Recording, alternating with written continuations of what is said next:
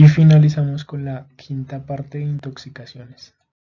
En esta quinta parte vamos a hablar del accidente ofídico bootrópico y lachésico, del accidente ofídico elapídico, del envenenamiento por escorpiones y algunos aspectos sobre las intoxicaciones por plantas tóxicas.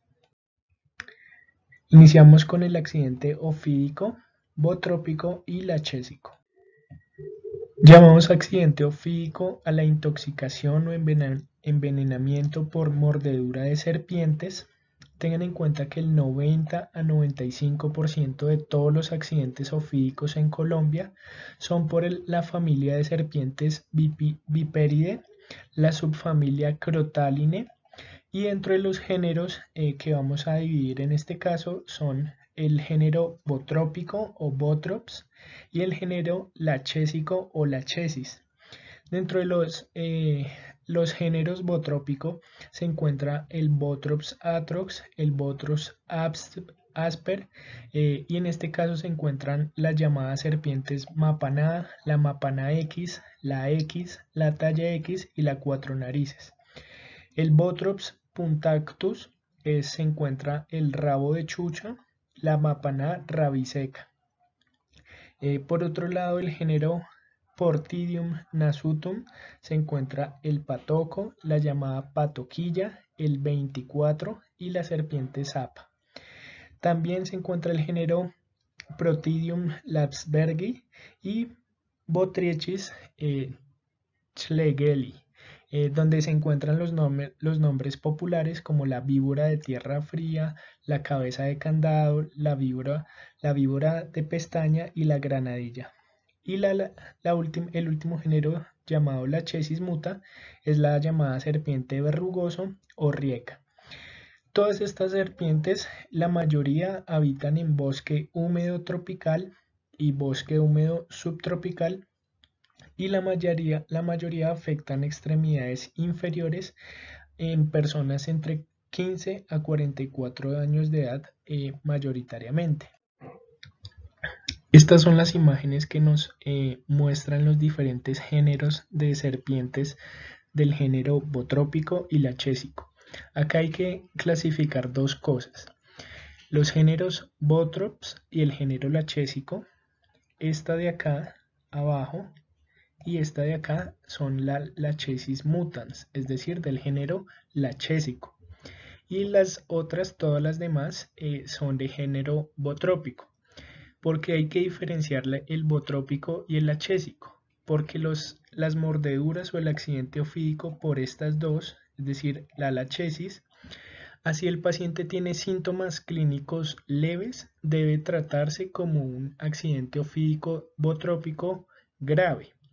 Y por otro lado hay que clasificar estos dos géneros, botrops y lachésico, y diferenciarlos con las del género elapídico, que son serpientes de color negro con rojo o blanco con rojo, que más adelante se las mostraré, porque esas del género elapídico tienen un envenenamiento mucho más grave y generan mayor severidad y mayor compromiso en los pacientes. Entonces aquí se encuentran todas las serpientes del género botrópico y estas dos de acá del género lachésico.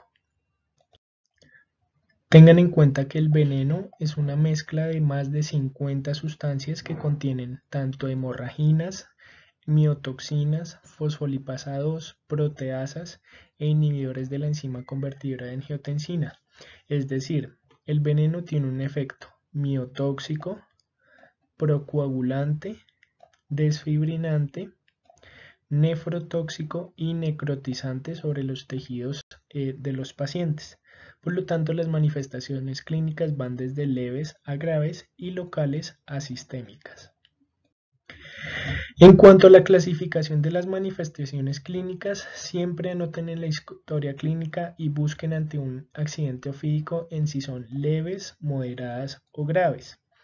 De nuevo, tengan en cuenta que los accidentes por el género lachésico, así la clínica sea leve, deben manejarlo como si fuera un accidente ofídico botrópico grave. Entonces las manifestaciones leves serán: a nivel local, el paciente va a presentar edema, 1 a 2 segmentos de la extremidad sin compromiso del tronco, es decir, un edema localizado en la extremidad donde sufrió la mordida, con una diferencia de diámetro menor o igual a 4 centímetros. No va a haber necrosis, no va a haber flictenas o si están presentes van a ser escasas y el sangrado local es escaso o ausente. A nivel sistémico el paciente no va a tener sangrados, no va a tener hemorragias, no va a tener compromiso hemodinámico, no va a tener complicaciones a nivel de los tiempos de coagulación.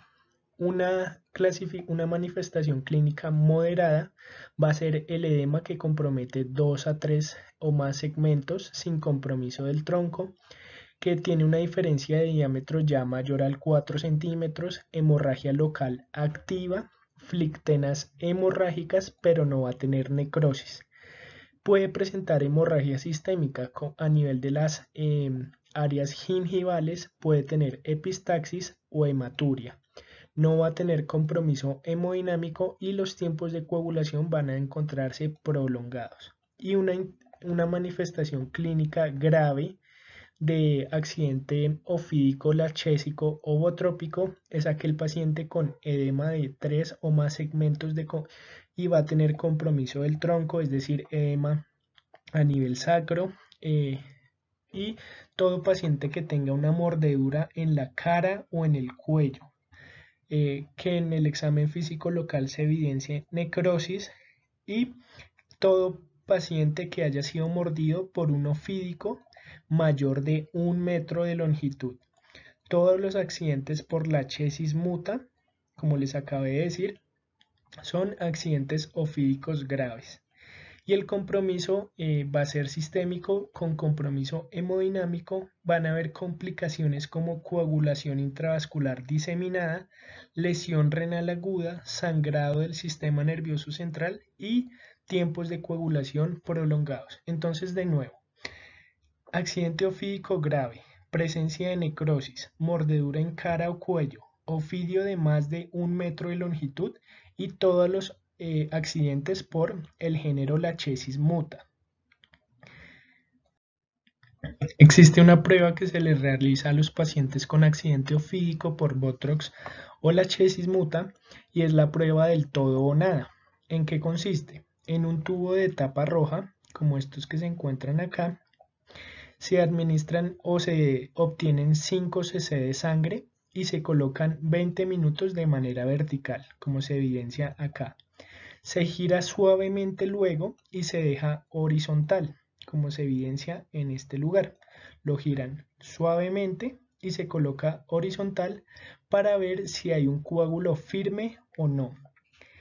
La prueba se denomina coagulable cuando se observa un coágulo firme y la prueba se denomina no coagulable cuando no hay evidencia de coágulo o cuando el coágulo es friable. Entonces, la evidencia de una prueba de todo o nada no coagulable apoya el diagnóstico de mordedura por ofidio de la familia Viperidae. Es decir, que ese paciente muy probablemente tuvo un accidente ofídico por un género botrópico o lachésico. ¿Qué laboratorios se deben solicitar a todo paciente con accidente ofídico? Primero, tiempos de coagulación, tiempo de protrombina, tiempo parcial de tromboplastina y el INR, cuadro hemático, fibrinógeno, dímero D, volumen de sedimentación globular y PCR, es decir, reactantes de fase aguda, electrolitos séricos, función renal, CK total para evaluar si hay miocitis o rhabdomiólisis, citoquímico de orina para evaluar el compromiso renal, gases arteriales para evaluar el estado ácido-base y las alteraciones en la oxigenación, radiografía de tórax si el paciente presenta dificultad respiratoria para descartar síndrome de dificultad respiratoria aguda e imágenes del sistema nervioso central si el paciente presenta crisis epilépticas o deterioro neurológico para descartar hemorragias del sistema nervioso central. Entonces, el manejo de igual manera, evaluación primaria ABCD, aplicación de suero antiofídico en estos pacientes. ¿Qué medidas prehospitalarias se deben garantizar? Primero, inmovilizar la extremidad mordida. Segundo, trasladar en lo posible y lo más pronto a un hospital para administrar el suero antiofídico. Tercero, no realizar incisiones en la herida. Cuarto, no tomar bebidas alcohólicas o hidrocarburos como el petróleo. Quinto, no poner emplastos en el sitio de mordedura. No aplicar hielo local. No inyectar absolutamente nada y no consultar los curanderos ni los empíricos para el manejo de estos pacientes. Medidas hospitalarias. Canalizar 2 venas. De nuevo, esta tabla nos indica el número de ampollas de antiveneno según el grado de envenenamiento. Para los envenenamientos leves, de 2 a 4 ampollas. Serían 2 ampollas de antiveneno del Instituto Nacional de Salud o 4 ampollas si tienen el antiveneno de Proviol, Bioclon o el Instituto Clodomiro picado. Si la intoxicación es moderada, serán 4 ampollas de antiveneno del Instituto Nacional de Salud u 8 ampollas del antiveneno de las marcas Proviol, Bioclon o el Instituto Clodomiro picado. Y si la intoxicación fue grave, serán 6 ampollas del antiveneno del Instituto Nacional de Salud o 12 ampollas de los antivenenos de las otras marcas. Si durante la infusión ocurre una reacción alérgica, ¿qué se debe hacer? Se cierra el goteo del antiveneno. Si el paciente tiene una reacción alérgica solamente en la piel, pues se administran antihistamínicos intravenosos. Si por el contrario el paciente cumple criterios de anafilaxis, revisen de nuevo cuando vimos la parte de shock anafiláctico, será administrar adrenalina intramuscular de 1 en 1000. Recuerden que la ampolla viene 1 miligramo mililitro y la dosis será 0.01 miligramo por kilo, sin pasar 0.3 miligramos en niños y sin pasar 0.5 miligramos en adultos, es decir, media ampolla. Repetir a necesidad cada 15 minutos hasta 4 dosis. Si después de 1 hora no responde, se inicia infusión continua de adrenalina intravenosa. Una vez cede la reacción, se reinicia el goteo de la infusión del antiveneno para terminar de pasarlo en 30 a 60 minutos por una vía diferente a la de los líquidos y la de la adrenalina intravenosa. Estos son los criterios clínicos para el diagnóstico de anafilaxis, pero recuerde, todos los que presentamos y son los mismos que presentamos en la parte de shock anafiláctico. ¿Qué medidas de soporte realizar? Si el paciente está hipotenso, con choque o hipovolemia, pues administrar un bolo de cristaloides de 10 a 30 cc por kilo y repetirlo si es necesario. Si no mejora, se podría considerar la administración de coloides según estos protocolos del manejo del paciente intoxicado. Si no mejora, administrar inotrópicos como deutamina 2 a 20 microgramos kilo minuto. Corregida la hipovolemia, pues se deben administrar líquidos de mantenimiento. Si el paciente tuvo rhabdomiólisis, garantizar una diuresis mayor a 3 cc por kilo hora, es decir, poliuria. Si el paciente se encuentra desaturado, administrar oxígeno para lograr una saturación por encima de 92%. ¿Qué otras medidas de soporte? Pues trate la analgesia, evite usar antiinflamatorios no esteroideos, tampoco utilice aspirina, se debe utilizar acetaminofén 1 gramo cada 6 horas vía oral o opioides como el tramadol de 25 a 50 miligramos endovenoso cada 12 horas. Se debe administrar el toxoide tetánico. Se debe lavar el sitio de la mordedura con solución salina isotónica y jabón estéril previa asepsia y cultivo del líquido drenado del sitio de mordura. Evitar inyecciones intramusculares en las primeras 72 horas debido al riesgo de hemorragia y sangrado y por lo tanto colección hemática en estos pacientes. Se debe realizar el drenaje diario de todas las flictenas que se generen en los pacientes con una aguja estéril previa asepsia y cultivo del drenaje del sitio de la flictena. ¿Y el seguimiento cómo es? Evaluarse clínicamente cada hora por las primeras 6 horas, luego cada 6 horas por al menos 48 horas. ¿Qué se debe solicitar? Coagulación, tiempos de coagulación, cuadro hemático con conteo plaquetario y función renal a las 24, 48 y 72 horas. El edema de la extremidad o el sitio de mordedura por lo general remite a las 24 a 72 horas de la mordedura. Y las mediciones del perímetro afectado y de la progresión del edema se debe realizar cada 2 horas. Las plaquetas y las concentraciones de creatina quinasa se deben normalizar a los 3 a 5 días. Una adecuada respuesta es aquel paciente que tenga ausencia de sangrado local y sistémico en las primeras 12 horas y en el 100% en las primeras 24 horas. Si en las primeras 12 horas el sangrado no cesa o si en las primeras 24 horas no se han normalizado las pruebas de coagulación, se deben administrar 2 a 3 ampollas adicionales de suero antiofídico. Si el paciente tiene síndrome compartimental en la extremidad, se puede considerar el uso de manitol al 20%, 5 cc por kilo endovenoso en una hora. Si no hay mejoría, pues se deberá realizar la fasciotomía. Y se debe considerar desbridamiento después del 5.º día de envenenamiento. Inicialmente no se debe iniciar antibiótico-terapia. Esta solamente está indicada si los pacientes persisten con flictenas al 5.º día.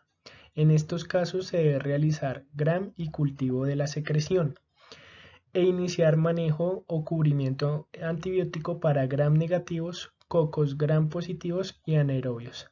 No utilice aminoglucósidos ni ampicilina sulbactam en la recomendación de la guía, ya que hay una alta prevalencia de Morganella especies productora de AMC. En estos casos habrá que utilizar ceftriaxona más metronidazol como manejo empírico inicial. La otra opción sería iniciar ertapenem y la otra opción sería iniciar moxifloxacina más una cefalosporina de tercera generación. Ahora seguimos con el accidente ofídico elapídico. Ahora bien, el 0.8 a 5% de todos los accidentes ofídicos en Colombia son por el grupo coral, es decir, la familia Elapidae, subfamilia Elapine, de los géneros Micrurus, Mipartitus, que son llamados las serpientes del coral rabo de ají, la cabeza de chocho y el rabo de candela. Y otro género es el Micrurus dumerili. Estos habitan, a diferencia del botrópico y el achésico, sobre todo en climas o zonas caficultoras. Suele morder en las manos y en los pies y la serpiente queda adherida al sitio de mordedura debido a su limitada apertura oral. Estas son las imágenes que nos muestran las serpientes o los ofidios del grupo coral. Vean la diferencia con las serpientes del género botrópico y lachésico. Estas son de colores rojo, negro, amarillo. Otras son negro, blanco, negro, blanco, negro, blanco y van como en anillos y segmentos seguidos. Vean, por ejemplo, esta es negro, blanco, negro, blanco, negro, blanco, igual que esta, negro, blanco, negro, blanco. Esta se ve que es rojo, amarillo, negro, amarillo, rojo y así van intercambiando anillos de colores, pero son siempre estos, negros rojos, negros blancos y así. Por lo que ustedes deben siempre preguntar para diferenciar el género elapídico, que son estas, del género botrópico y lachésico, que son las anteriores. Entonces, esta tabla nos muestra las diferencias entre las verdaderas serpientes corales y las falsas corales. Vean que la característica de las verdaderas corales son ese patrón de colores, la triada de anillos negros bicolores, es decir, rojo-negro o negro-blanco, y la secuencia de color, rojo, negro, rojo, blanco, negro, blanco. Mientras que las falsas corales tienen anillos de colores vistosos en patrón diferente a las verdaderas corales. Los anillos de las verdaderas corales son completos generalmente y los de las falsas son incompletos. Y estas otras características que también pueden ver en la tabla. El veneno en estos casos de los ofidios por el género elapídico son neurotóxicos. La gravedad de este envenenamiento es potencialmente mortal, por lo que vean la peligrosidad y la severidad de los accidentes ofídicos por este género a los anteriores. El diagnóstico entonces será por historia del paciente, las manifestaciones clínicas y la identificación de la serpiente. El diagnóstico también deben solicitar cuadro hemático, BSG, ionograma, función renal, pruebas de coagulación, seca total, citoquímico de orina, pH y gases arteriales, radiografía de tórax para descartar SRA. Vean la diferencia de las manifestaciones clínicas del accidente ofídico por el género elapídico a los accidentes ofídicos botrópico y lachésico. En este caso, el veneno, al ser neurotóxico, los pacientes presentan parestesias transitorias, sangrado escaso, marcas visibles o ausentes y los efectos locales como edema, eritema y dolor local mínimos si el envenenamiento fue leve. Si este fue moderado, vean que ya existe cansancio, visión borrosa, tosis palpebral, diplopía, debilidad de los músculos respiratorios. Y una intoxicación grave es cuando el paciente tiene todo lo anterior más ataxia, disfagia, cialorrea, voz débil o paro respiratorio. El manejo será igualmente soporte inicial, evaluación inicial con evaluación de la vía aérea, buena ventilación, dar soporte de oxigenoterapia si es requerido y ventilatorio si es necesario y dar soporte hemodinámico. Y también aplicación del suero antiofídico y las mismas medidas prehospitalarias y las mismas recomendaciones para la población en general y para ustedes ante un accidente ofídico.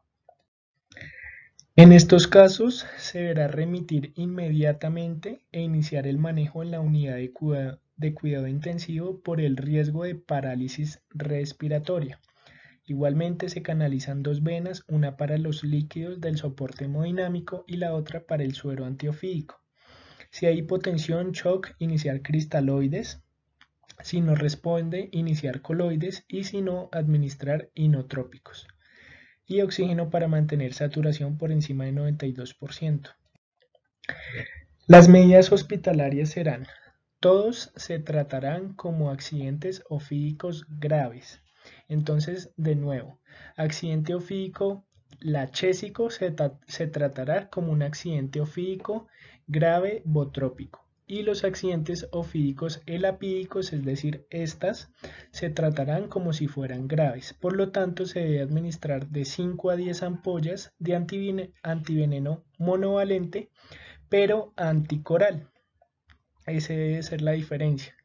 Y deberá ser el antiveneno monovalente anticoral del Instituto Clodomiro Picado de Costa Rica o del Instituto Butantan de Brasil. Y la administración será de 4 hasta 24 horas. Entonces, se diluyen igualmente adultos 250 cc de solución salina isotónica y niños 100 cc. Se inicia el goteo a 10 gotas por minuto de esa mezcla de la solución salina con las 5 a 10 ampollas del antiveneno anticoral y se administran en 15 minutos. Si a los 15 minutos no hay reacción, se debe terminar de administrar en 30 a 60 minutos. Si hay reacción alérgica, se debe tratar como un accidente botrópico y lachésico, es decir, la administración de adrenalina. Se debe iniciar la administración del toxoide tetánico intramuscular y no iniciar antibiótico-terapia porque la inoculación bacteriana es escasa y las complicaciones infecciosas son menores del 3%. Si no se cuenta con el antiofídico específico, es decir, con el anterior que acabamos de nombrar, el anticoral, se debe realizar una prueba terapéutica con hidrofonio o neostigmina previa administración de atropina. Debe responder en este caso en 10 minutos. De ser así, se debe iniciar una infusión de un goteo de neostigmina o hidrofonio más atropina. Y puede requerir varios días suspender la infusión de atropina gradualmente, nunca abruptamente en estos casos que se requirieron la infusión continua. Esta es la tabla que nos indica la dosificación de los medicamentos para la insuficiencia respiratoria, en este caso del hidrofonio, de la neostigmina y de la atropina, y las dosis en los adultos y en los niños, tanto para la prueba terapéutica como para las dosis de mantenimiento. Ahora vamos a hablar de envenenamiento por escorpiones. Tenga en cuenta que los escorpiones pertenecen a la clase arácnida. Son caníbales, son solitarios, son de hábitos nocturnos, pueden vivir hasta 5 años y permanecer sin agua ni alimentos por varios meses. Habitan por lo general en sitios oscuros, en rincones, debajo de troncos viejos, raíces o piedras y también en los domicilios humanos, es decir, en las casas, en los sótanos, techos, en los guardarropas y se acomodan por lo general en el interior de la ropa o en los zapatos de las personas. Recuerde que alacrán es sinónimo de escorpión. En Colombia y en el mundo existen más de 1500 especies, con 20 familias, pero la de más importancia médica en Colombia es la familia Buthidae. Este primer género es el género Titius, el Titius pachyurus, el Titius astenes y el Titius furmani. Estos por lo general rondan entre 60, 80 a 120 milímetros. El Pachirius es amarillento a negro con pedipalpos rojizos, segmentos de 4 o 5 de la cola son oscuros y gruesos. Habitan entre 100 a 1300 metros sobre el nivel del mar en estas ubicaciones en Colombia. El astenes es café oscuro, ya no es amarillento y es de café a negro uniforme. Igualmente tiene pedipalpos, es decir, las extremidades rojizas y el cuerpo es delgado.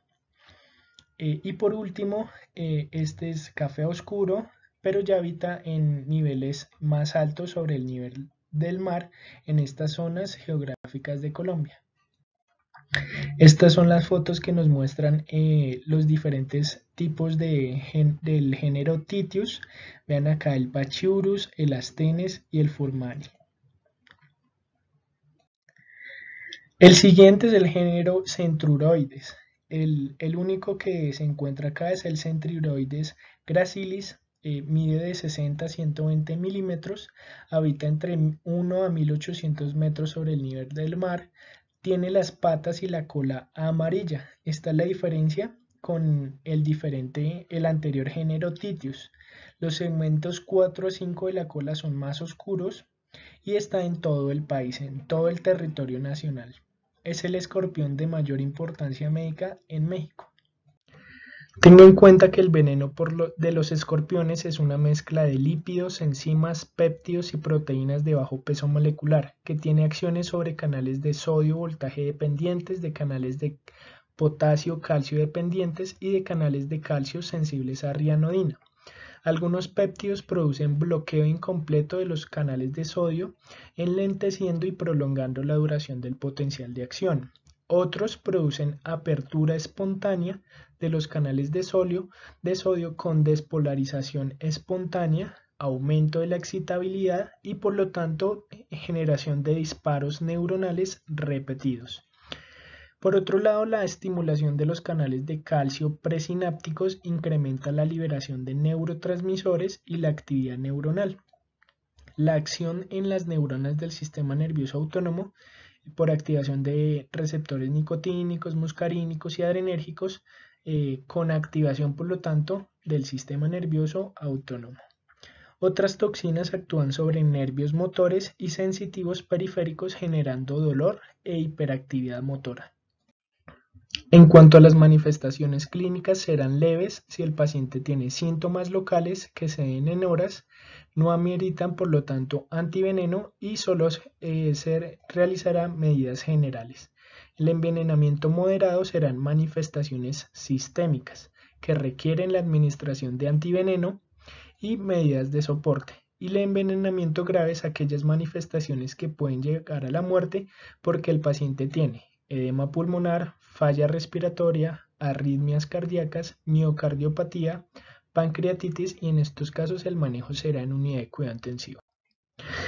¿Qué laboratorio solicitar? Solo a las manifestaciones clínicas moderadas a graves con función renal, función hepática, amilasa sérica, electrolitos incluyendo calcio y magnesio, troponinas cardíacas, electrocardiograma, radiografía de tórax y tiempos de coagulación. La dosis tóxica será la administración de 100 a 600 microgramos, que es la máxima cantidad que una glándula de un escorpión puede inyectar. Les dejo acá las manifestaciones clínicas leves, moderadas y graves, con los signos y síntomas, el tratamiento de soporte y los paraclínicos que deben solicitar. Entonces, evaluación primaria. Lavar con agua y jabón el sitio de la picadura y aplicar compresas frías.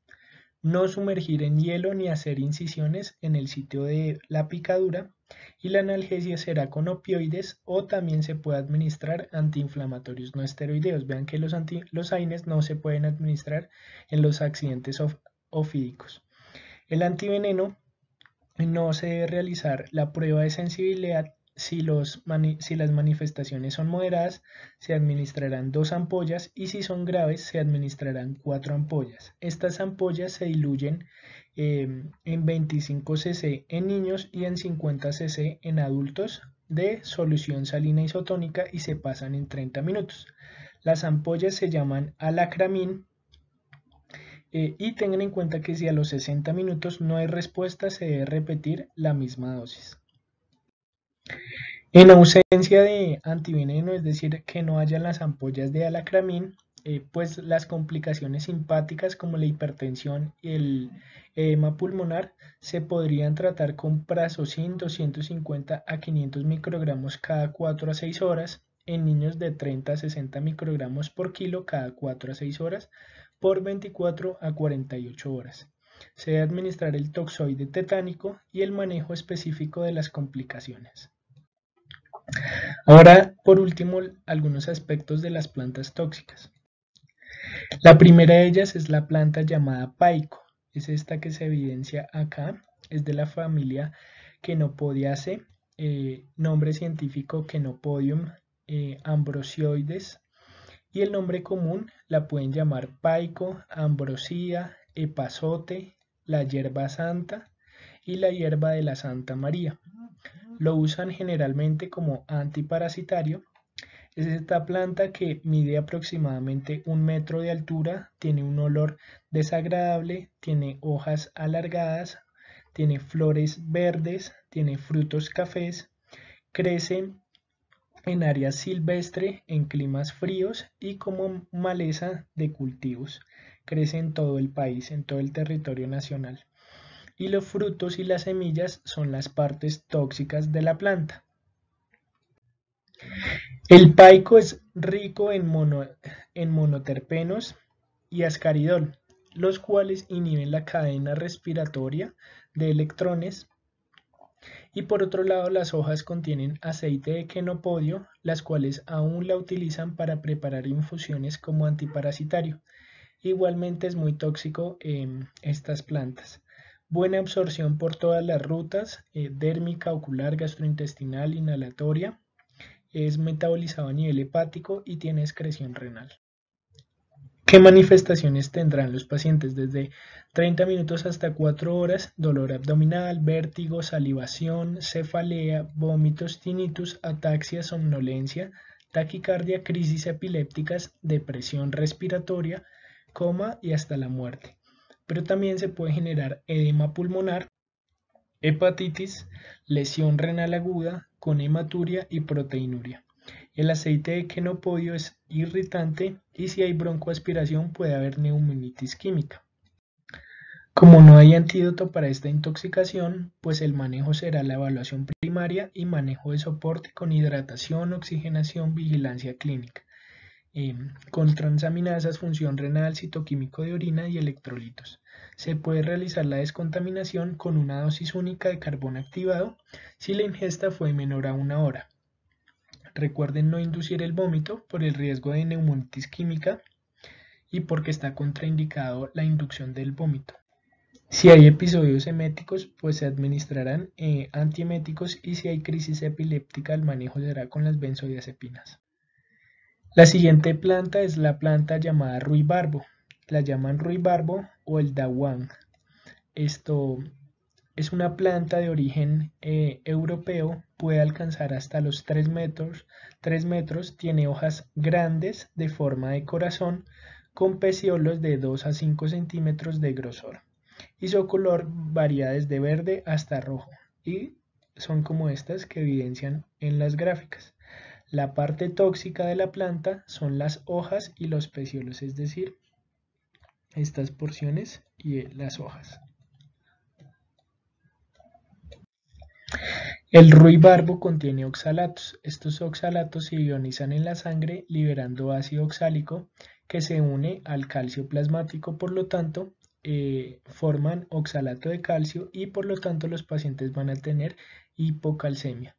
Ten en cuenta que la cocción no inactiva los oxalatos y también contienen antraquinonas con efectos gastrointestinales. La absorción es gastrointestinal y la excreción es renal.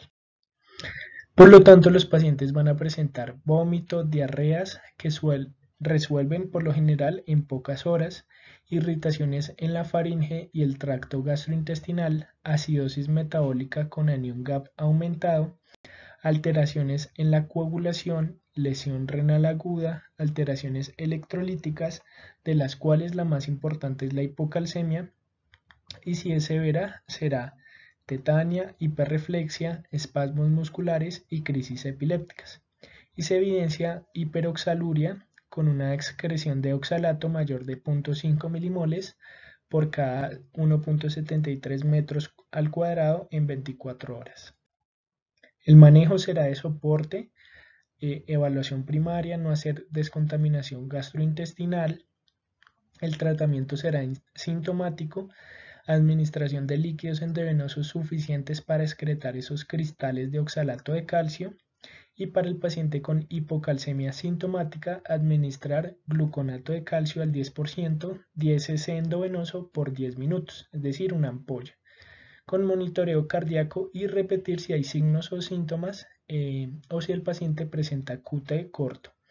Se debe considerar hemodiálisis si se remueve oxalato de la sangre, pues ya que remueve oxalato de la sangre en la mayoría de pacientes en las primeras 2 horas. Espero les haya sido de utilidad.